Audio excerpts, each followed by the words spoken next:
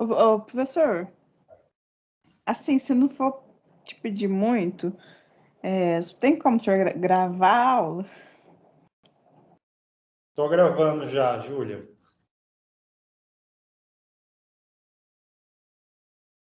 Vamos lá, pessoal. Então, essa é uma aula gravada de legislação previdenciária e tributária.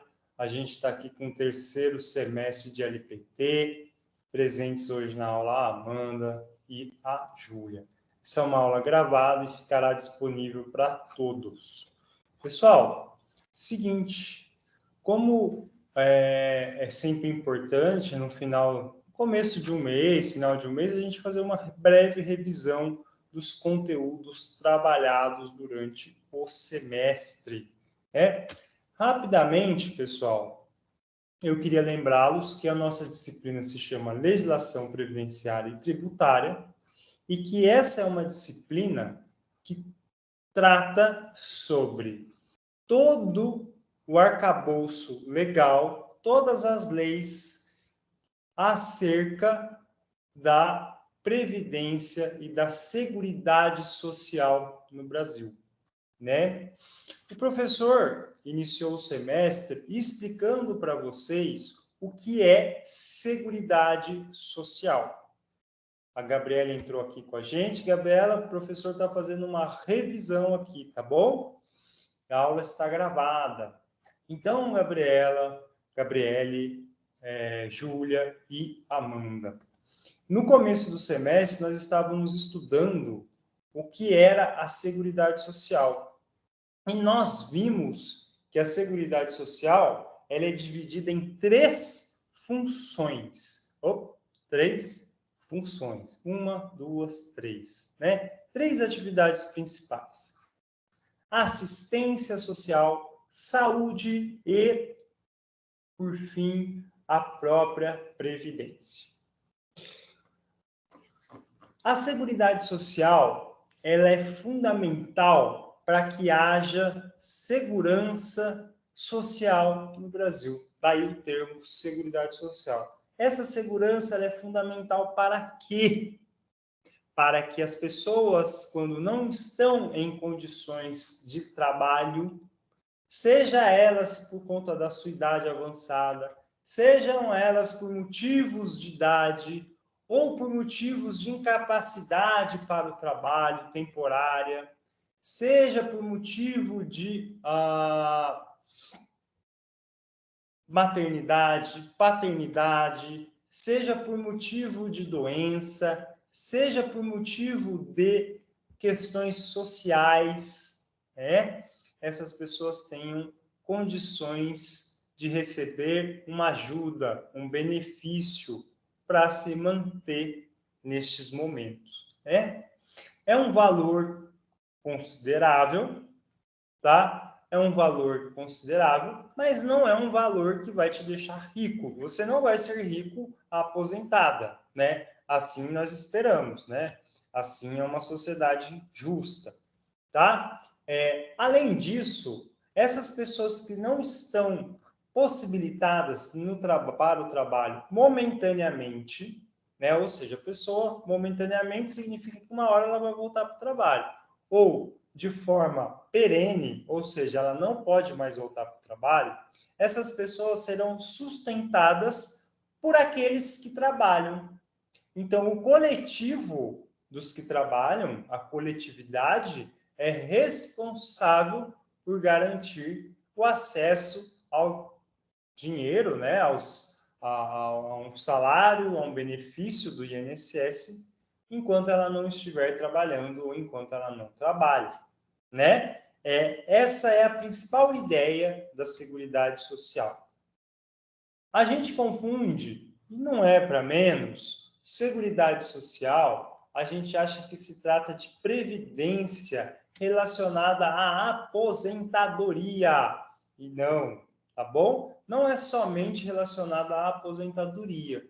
O INSS ele não é vinculado somente à aposentadoria das pessoas. Como vocês sabem, por exemplo, se uma mulher se engravidar, ela vai receber um benefício por 4 meses por conta da sua gravidez. E ela receberá do INSS, né? Se uma pessoa se afastar por mais de 15 dias, vamos supor, por 30 dias, por um motivo de saúde, ela vai receber um benefício do governo, do INSS, né, durante os 15 dias subsequentes aos primeiros 15 dias. Os primeiros 15 dias é por conta do patrão, os outros 15 dias é por conta dos benefícios do INSS, né? E aí nós temos também outros benefícios, como, por exemplo, o auxílio reclusão, devido aos presos, né? De qualquer forma, pessoal, é importante entender que o Instituto Nacional da Seguridade Social é a autarquia, ela é uma autarquia que pertence ao governo federal, responsável pela Seguridade Social no Brasil. Então, o INSS não é somente responsável pela Previdência, mas ele é responsável pela Seguridade Social no Brasil. Lembrando que a Seguridade Social, ela trata de 3 assuntos muito importantes: saúde, assistência social e previdência.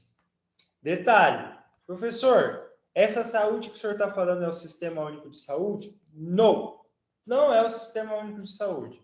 Estamos falando aqui sobre a saúde relacionada ao trabalhador, como, por exemplo, o auxílio-doença, como, por exemplo, a aposentadoria ou alguém que está recebendo algum benefício por uma invalidez temporária, né?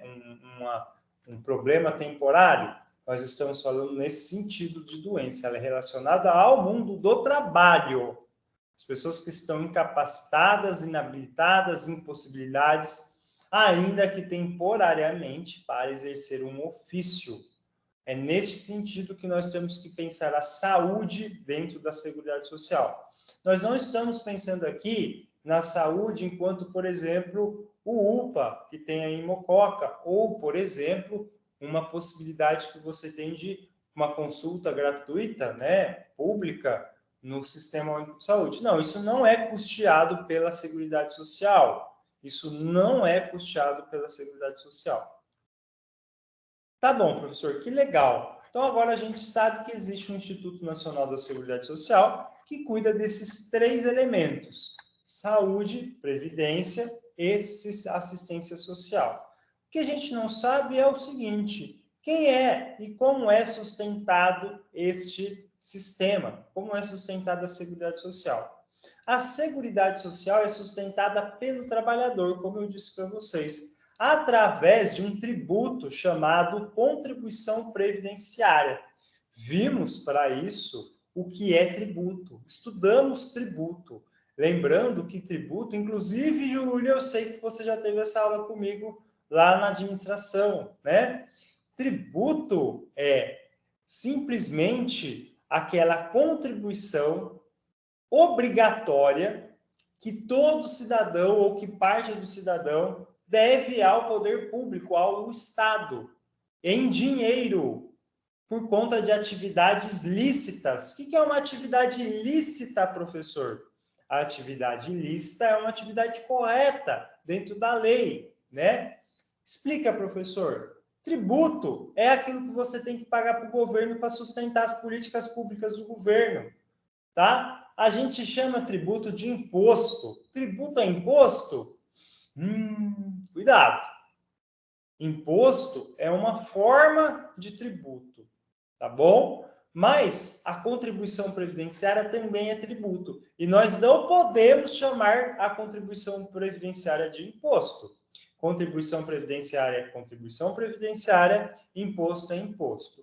Imposto é um tributo diferente da contribuição previdenciária, que também é um tributo, mas são diferentes. Como assim, professor? A contribuição previdenciária só serve para uma coisa: para sustentar o Instituto Nacional de Seguridade Social, para fazer o fundo da Seguridade Social.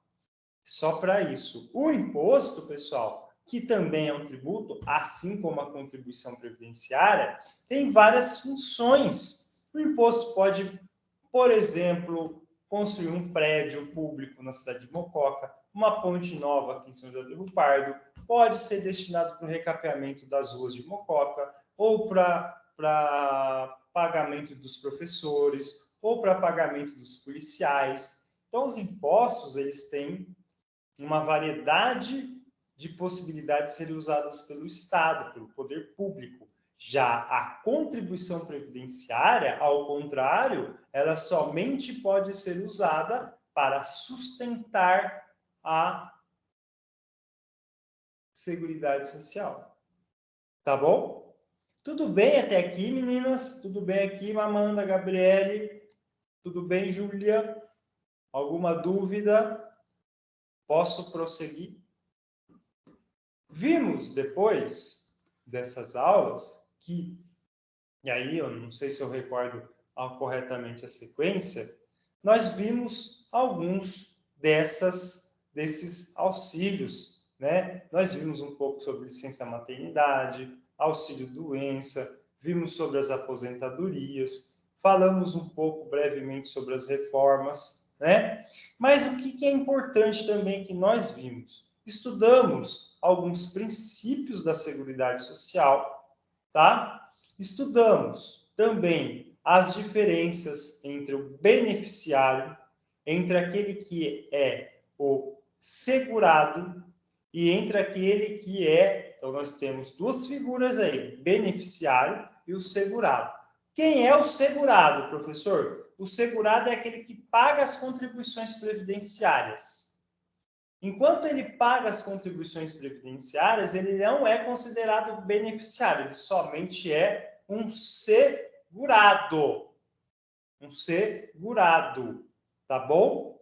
Isso é muito importante. Já o beneficiário é aquele que recebe as contribuições. Então, a pessoa que se aposenta, ela não é mais uma segurada, ela é uma beneficiária. Ela está recebendo os benefícios da aposentadoria. Tá? São figuras diferentes. Então, quando vocês estiverem trabalhando no RH, as pessoas que estarão ativas, laborando, ou seja, trabalhando, serão segurados. Por quê? Se Deus quiser, vocês trabalharão em firmas que contratam as pessoas com carteira assinada. E as pessoas que trabalham com carteira assinada, obrigatoriamente, são contribuintes do Instituto Nacional da Seguridade Social, pois eles pagam o tributo chamado contribuição previdenciária, tá bom? Esses contribuintes são chamados também de segurados, porque eles têm um seguro. Lembrando que o INSS, né, o vínculo, quando a gente tem vínculo com o INSS, nós nada mais temos que um seguro. Um seguro em caso de aposentadoria, um seguro em caso de gravidez, um seguro em caso de prisão, um seguro em caso de aposentadoria, um seguro em caso de doença, um seguro em caso de invalidez, um seguro em caso de paternidade, uma série de seguros por conta da nossa relação com o Instituto Nacional de Seguridade Social, tá? Aí a gente viu também os beneficiários, que são aqueles que recebem os benefícios, e vimos também que há os casos dos dependentes dos segurados. O segurado pode vir a falecer e o seu dependente vai receber um benefício, né? Como, por exemplo, é o caso da pensão por morte. E aí, pessoal, cada um desses benefícios para as pessoas receberem, existe um negócio chamado de carência. Eu não vou receber o benefício simplesmente por estar vinculado ao INSS. Vamos supor que eu paguei o INSS um mês. Isso por si só não é satisfatório para que eu receba um benefício. Vimos muito isso quando se tratava de auxílio doença, né? Algumas questões têm que ser comprovadas, por exemplo, um tempo mínimo de carência, ou a depender da doença, afasta-se essa carência, mas essa doença, ela tem que ter vinculação e demonstrar incapacidade parcial ou permanente para o trabalho. Não basta eu ficar doente. Ah, fiquei com uma gripezinha, vou receber auxílio, professor? Nananina, não. tá bom? Então, atenção para isso, né? Diferentemente da gravidez. Engravidou, dispensa-se a carência, você já tem o direito ao benefício por sua gravidez, tá bom? É interessante notar, pessoal, que esses prazos de carência, e é o que se trata de auxílio-doença ou de benefício de aposentadoria, estão descritos na lei, né? Que lei é essa, professor, que a gente tanto trabalhou neste semestre? A Lei 8.312 de 1991, tá bom? Gente, muito importante também que nós, do RH, temos que conhecer a Constituição Federal. Alguns princípios e algumas ideias da Previdência estão previstas lá na Constituição Federal. Mas a nossa lei guia, nossa lei mãe, aqui para quem trabalha com legislação previdenciária em recursos humanos, é justamente a Lei 8.213, tá bom? Não se esqueçam disso. Júlia, anota aí, Lei 8.213. Tudo isso vai estar lá no caderno da Amanda, ou mesmo a Gabriele, se ela puder emprestar, né? Tá no caderninho delas, tem as anotações, tudo certinho. Gente, e aí, aos poucos, a gente foi tratando dos vários benefícios, não conseguimos tratar de todos. E nessa semana, nós vamos começar, semana que vem, o assunto sobre a reforma da Previdência. Já tratei alguns pontos com vocês na semana passada, e semana que vem nós iremos aprofundar. Mas esse é um tema que eu quero deixar para depois, né? Eu acho que com essa revisão aqui que eu trouxe para vocês, deu para esclarecer bem alguns pontos e refrescar alguns pontos, né? Amanda, Gabriele, vocês têm alguma questão? Júlia, alguma questão? Querem se manifestar? Fiquem à vontade. Deixa eu só parar a gravação aqui.